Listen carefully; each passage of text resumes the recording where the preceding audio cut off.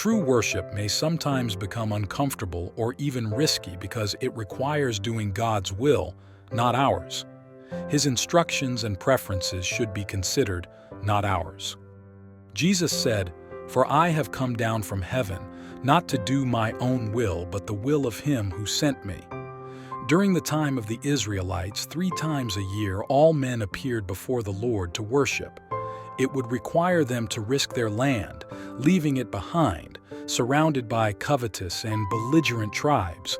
But God promised them that neither will any man covet your land when you go up to appear before the Lord your God 3 times in the year. It would be apparently safer to stay in their place to protect it. After all, what would prevent their enemies from rushing upon these unprotected houses and ravaging them with fire and sword? But God has promised them protection, as He now promises blessings to those who take risks by keeping the Sabbath or returning the tithe. The Israelites knew that God's promises could only be fulfilled if they would have all their sins confessed and followed His directions. Imagine thousands of Israelites heading to the holy convocation in Jerusalem singing, "Unless the Lord builds the house, they labor in vain who build it.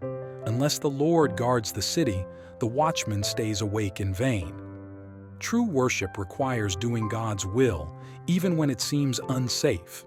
It may not seem safe to keep the Sabbath or to return tithes and offerings sometimes faithfully, but the highest safety can only be found when we are in God's hands, trusting in Him and obeying His directions.